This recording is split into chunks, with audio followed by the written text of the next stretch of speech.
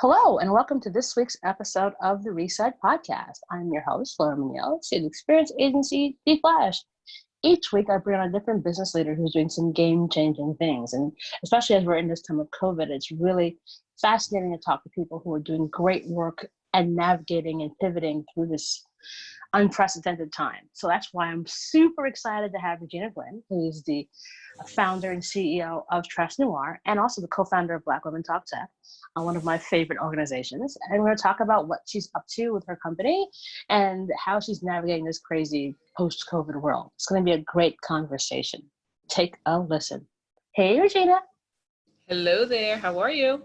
Oh, it's interesting. It's life. 2020. 2020 is a really interesting year. Interesting year, to be sure. If you had told me a year ago where I'd be right now, I wouldn't believe you. Would never believe you. I'd never believe you. But life can change in an instant, so we have to be happy for all the good blessings. And even though this unusual time, the podcast does not change. And so the first question still stays the same. So Regina, what was your first job? Wow, my first job was selling Avon, actually. Interesting. I was maybe 9 or 10 years old and I wanted to make money. And my mom, I used to see the Avon ladies drop off the catalogs and the samples. And I was like, I can do that. And my mom, lo and behold, she took me to an Avon meeting and I sat in the back and she signed for all of the stuff, but I was selling Avon to my, I don't know, 5th, 6th grade teachers. Like Girl Scout cookies. Say it again. Like Girl Scout cookies. You're like, exactly. You wanted, I remember selling green eyeliner and blue eyeliner. So this tells my age in the 80s. But definitely knew that I wanted to be an entrepreneur at a very early age. And, that was my first taste of working and being a part of, reaping the benefits, as much as I sold and as much money as I made. If I didn't sell anything, I didn't make anything. So definitely a fun time. At 9. My love of beauty. At 9, yes. So hold on. Child labor laws? Oh, hilarious. Listen. Everyone thought it was cute. Everyone thought it was like, because my mom had signed all the paperwork, right? But then he said that you have to do the work. So, it was up to me to walk around the neighborhood and she would walk with me. She'd be in the car and we would drive around and leave the catalogs at the doorstep and follow up with clients. And, it was very small. Clearly I wasn't making, I wasn't senior top gold status, but it was my introduction. So that explains everything I know about you now, Regina. Because that makes right. Now it all makes perfect sense. Yeah. Love of beauty, entrepreneurship, and just getting stuff done. So that is probably that's probably one of the youngest age first jobs I've had on the show in 150 episodes plus. So that's pretty incredible. Funny. So after you were a mini baby mogul, how did you end up getting to founding TresseNoire? What was that journey? Yeah. So after Avon, did plenty of other stints in the mall, became a mall rat, fell in love with fashion, and started off my career at Macy's Inc. In their merchandising group, doing marketing for their private label brands. So got to launch Inc. International Concepts on the menswear side in 2003. Also launched American Rag, which is a young men's juniors brand, in 2005. Both collections are still on the floor to this day. So it's really cool to kind of get an early understanding of how brand launches work, and also have ownership of a brand, almost like an entrepreneur. But wanted to get more of a data-driven analytical grounding to my marketing strategy. So off to business school I go. Went to Kellogg School of Management at Northwestern, met these folks called management consultants. I had never heard of BCG and Bain and McKinsey, and I had never heard of any of these people or any of these companies, but all of the consultants like made amazing PowerPoints and they looked so smart. So I was like, oh, I've got to do this. So I ended up in management consulting after business school at a boutique consultancy called the Monitor Group, which was acquired by Deloitte right after I left. So left there to head up the marketing department of a women's apparel company back in New York. And all the while, again, knowing that I wanted to eventually go off on my own. I knew I wanted to be an entrepreneur, but didn't know what that would really look like until something passionate that I was passionate about kind of hit me, which was hair. And I've had hair my entire life, go figure. Mm-hmm. Consider myself a subject matter expert in all things natural hair, given that I decided to wear my hair in its natural state over 20 years ago, well before all things social media, well before all of the different natural hair care products and services were really available in the market. So I've seen this huge explosion of this natural hair care movement, and said there's still an opportunity to carve out some white space on the services side. So, a lot of women of color are frustrated with sitting in a hair salon all day, waiting on their stylist to get around to styling their hair. They make appointments, but the stylists double and triple book those appointments at the same time. So how can we use technology to make that styling service process much more smooth? And we launched TresseNoire in 2014 as an on-demand, on-location beauty booking app that sends traveling hairstylists to your house, hotel, or office. So think Uber for Black hair care. And we launched in Philadelphia and expanded to New Jersey, New York, Washington, D.C., Dallas, Texas, and Los Angeles. Grew our corporate base to include Black Enterprise, BET, lots of really amazing types of opportunities, Cantu, Beauty, Shea Moisture. And even though as we were going through this process, we recognized that our users, our clients kept asking us, hey, what do we do after the stylist is gone? What do we do to maintain exactly? And I kept getting more of those questions and connecting them for stylist consultations. And then we would have little video calls. And then I would, follow up with information on products and what to get at the beauty supply store. So we recognized that there was this new opportunity for more type of information that's personalized, because each client had their own specific issues. How do I deal with my hair that's thinning on the edges, that's 3B, and I live in New York and I'm a working mom? How can I be in California with 4C hair and I have a different hairstyle and I've got traction alopecia? So knowing that technology allows for us to, create this level of personalization, it was the impetus behind pivoting to our currently brand new product, which is a virtual beauty coach that takes the trial and error out of finding the right products and services by matching your unique hair profile with a beauty regimen designed by experts. So we just launched, we're literally in the midst of launching soon, but we went through the Backstage Capital Accelerator program last year to really flesh out the idea and refine the business model. We've been building the MVP, doing a bunch of user testing in order for us to land on the right set of features and functionality that can create that level of engagement, that can give users the accuracy and the consistency they need per hairstyle. Woo! That was not even a mouthful at all. Breathe now. Breathe. Yes, I will breathe.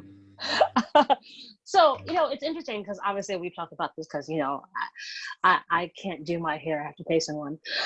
So, like, look, I'm really great at a lot of things. Yes. I am terrible at my hair. Like, I just took out my weave and I'm like, oh my God. Yes, yes. This COVID is giving people problems. They don't have Because like, access to help, their help. stylist. Like, what do I do? I know. I snuck my stylist into my house. I did. I'm not gonna lie. I snuck her in a couple Really? ago. Sure did. Because I think I'm almost there to go pull the trigger and be like, I will pay you extra to come to my house. Right. Well, what are some good tips, especially for Black women in hair? Because I think we're in this really unusual season of COVID and then a lot of unrest, and I know for a lot of Black women, we are tired. Yes. But we also know that our hair is our crown, and this is an opportunity for us to really, own our power right now and be like, if you want stuff done, pay a Black woman. Right. But we have to go on these 11 million Zoom calls. Like, what are some Yes. things that we can do from a hair standpoint that Yes. are simple, easy, kind of across the board? I know everyone has different hair, but like, what are just some good hacks that you think we can sort of hone in on? Absolutely. So I would say the number one hack is accessories, accessories, accessories. There's a ton of head wraps. There's a ton of hair accessories in terms of bejeweled bobby pins and ways for us to just keep our hair up and out of the way. It also allows for buns and updos to remain neat and professional while you're hosting these various Zoom calls. So I am definitely a huge proponent of all things head wraps and turbans. They cover, whatever crazy hair day you might be having. And I would say that's definitely my go-to. Secondly, I think that, going for styles that are easy, that can be maintained for longer periods of time. So, if you're thinking about, straightening your hair with a blowout or even just stretching your hair naturally, these hairstyles can definitely last a lot longer than any sort of, any other kind of styled updo or styled twisting style that you would need a hairstylist to maintain. Also, I would stay away from coloring your hair at home if you have never done it before. Oh, hell no. I think some women are looking for like a new look because they're just tired of being home. They're tired of, right. I get you. But of all the things to do not go for the at-home color if you've never done it before, because that is definitely where you can get into danger in terms of damaging your hair and and having it be irrevocable, right? So, just wait on the color, but definitely feel free to experiment with other styles. Awesome. And so, accessorize, don't do anything drastic, and turbans. Yes. So, as a Black female founder, and obviously as one of the co-founders of Black Women Talk Tech, full disclosure, I'm on the board, and one of my favorite organizations. Well, how are you navigating as a Black female founder right now? Like, what is, like, I know it's terrible and scary, but how have you found this time? There is some very real disappointment with the way our government has supported entrepreneurs in general, and then even more deeply disappointment, but unfortunately not surprise, in how entrepreneurs of color have been treated. We continue to see within the Black Women Talk Tech organization stories of startups who've yet to get any support, whether it's PPP loans are denied, EIDL disaster loans did not come through. Everyone's applying for 5011 grants that are out here. It really just went to, it's been really frustrating and really challenging. And I think it's exacerbated by the ongoing struggle to get access to VC funding, angel funding, raising friends and family rounds that we didn't have in the first place. So, it's compounded by the lack of revenue that we were trying to generate just through, the economic engine that is, consumers and goods and services. And then that's gone as well, with just 40 million people losing their jobs. Economic depression is here. And, a lot of different funding options have just literally disappeared over the past few months. And yet there are signs of silver linings, right? So, the opportunity to pivot, the opportunity to discover new revenue streams, the opportunity to, maximize brand new markets and customers. I think I've definitely seen some awesome pivots, which is really great for people that were startups that were in healthcare and that could, pivot to telehealth and telemedicine. Companies that were beauty brands and now they're making hand sanitizer or masks or just a ton of different things that can support the current crisis. So there's definitely bright spots, but overall I think we really won't know the true impact of how many startups had to shut down for at least a couple of more months and even into next year when we start to see a reopening happen in earnest. So it's a trying time. I think, this is a time, and then on top of all that, Laura, just because of course, we're still Black folks, and voila, let us have social and political unrest with the ongoing killing of Black people. That puts a mental toll on you that is unsustainable, for a lot of people. So, being an entrepreneur is already stressful. It is already a stressful experience to put your name out there, to put your credibility on the line, to focus all of your passion and effort and money and resources into this idea that could be $1 billion opportunity. The stakes are already high.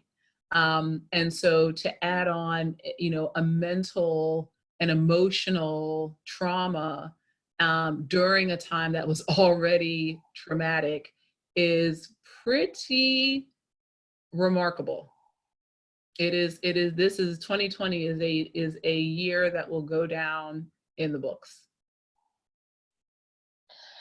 I know. There is so much, and yet you're just like, oh my God, really? Like, this Really? is, can we get a break? I know. I think, a Black woman's burden is always just so much heavier than anyone's else, because that's why it's like, if you give us the money, we will move the world more than anybody else. Yeah. Because we literally carry everybody else on our backs. And I think, but to your point, I think, the interesting opportunities that have come out of this and are coming out of this, I think, provided that it's not lip service and it comes with a check that clears or a wire that clears, could be transformational for a lot of women. And that's exciting. Yes. But I think we're no longer at a moment. I do think we're at a movement, because I just saw something about like NYPD is killing, their plain clothes, like anti-crime unit. If you had told me that a month ago, I would be like, so like, if stuff like that's happening, then I think, brands and VCs finally putting their money where their mouths are may actually be that. So I am cautiously optimistic that it will be a lasting change, because also everyone's business is getting aired out. There's 2 tech companies today that got like called out in the most epic of ways, and you're like, wow, people are not afraid anymore. And without fear, then you can have success. So here's hoping that it comes to fruition in a really awesome way. What do you think, looking back on how crazy everything is, but and also with just your career, what would you have told 25-year-old Regina? Ooh. Laura, you've got the questions today. What would I have told 25-year-old Regina as my current 26-year-old Regina? Yeah. Exactly. let's see, what would I have told her last year? I would say, um, I would have just gotten out of college. I think I definitely think I would have possibly been thinking about starting starting a startup maybe a little bit earlier. Hmm. I definitely let TresseNoire come to me, right? Like I was, working on it, and my co-founder and I actually, we were talking about creating some sort of hair concept, and then we started thinking about, infusing technology into said concept. So it definitely just kind of evolved as opposed to being possibly more intentional. Like I knew it was going to happen, but I would have been probably actively seeking deals, or I would have actively been seeking possibly a startup team to join first, or getting my feet wet in the technology space. Definitely came into this industry very green. I do not know how to code. I know enough tech now to be dangerous, but in the very beginning, I had no idea what a tech stack was, what's a term sheet, what's a front end developer, what's a full stack developer. Like I had no None idea, of that. none of it. I mean, not even a little bit. So, what are the differences in languages? Python, Ruby on Rails, like what? So definitely, I think getting more exposed to that earlier on, I think would have been something I would have told my 25-year-old self.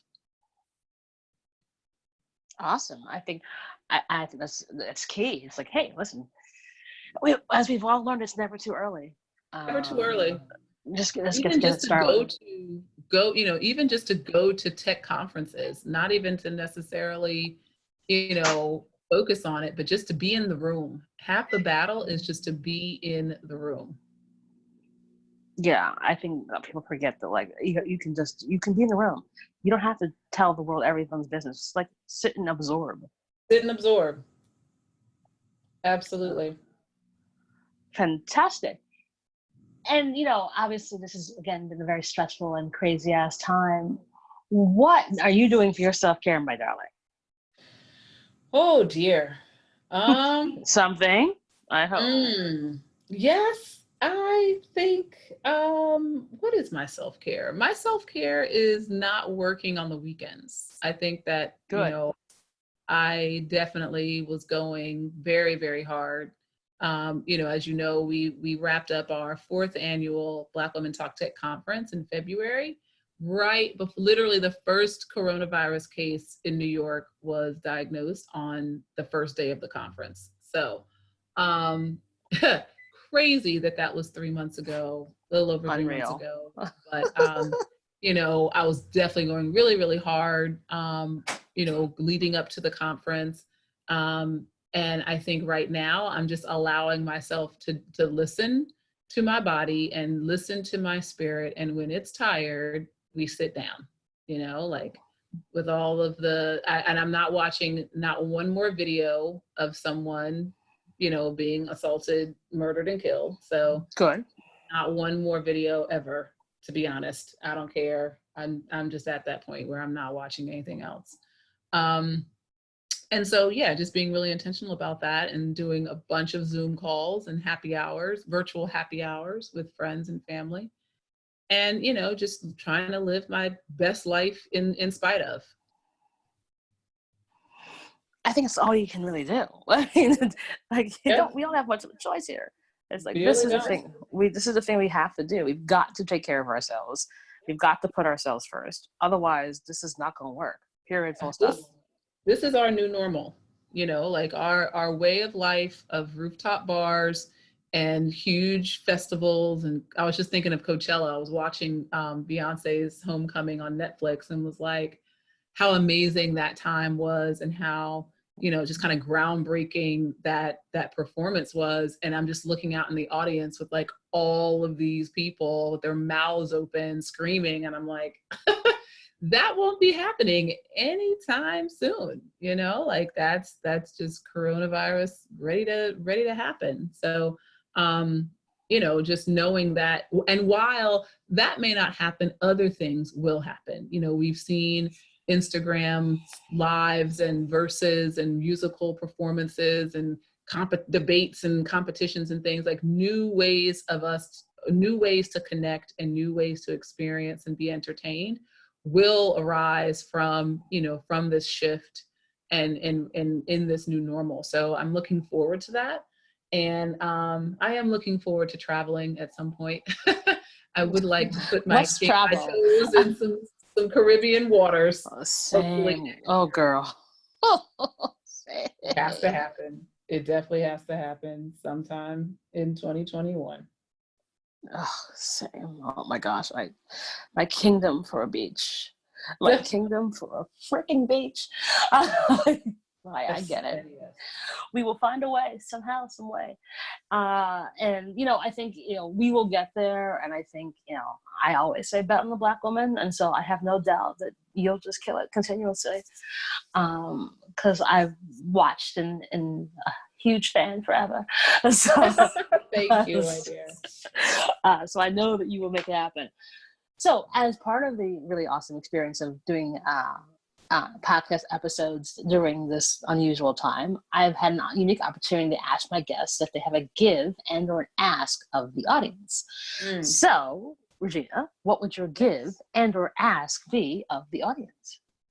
Lovely. I would ask the audience to follow TresseNoire on Instagram. That's TresseNoire. If you'd like to get matched with one of our virtual beauty coaches, then hit TresseNoire.com, TresseNoire. Take our quiz and you'll be good to go. And if anyone has questions on the entrepreneur life, experiences as a founder, access to Black Women Talk Tech, always feel free to reach out. My email is Regina, Regina, at blackwomentalktech.com. Awesome. And you're always so generous with your time and speaking and mentoring and guiding. I don't know how you sleep. But then again, I guess I know the answer because you don't. So I sneak it in. Thank you so much, and we'll put all your details in the show notes. We can stalk you on the internet now, because that's what's going to happen. But Regina, I'm so excited for what you all are up to next, and it's so necessary because again, my hair, God help me. So it's just. Oh God. But thank you so much for being a part of the podcast and sharing your story with us. Of course, Laura. I appreciate you. Thank you so much for having me. And we'll talk, girl. You know what. Awesome. And that is our show.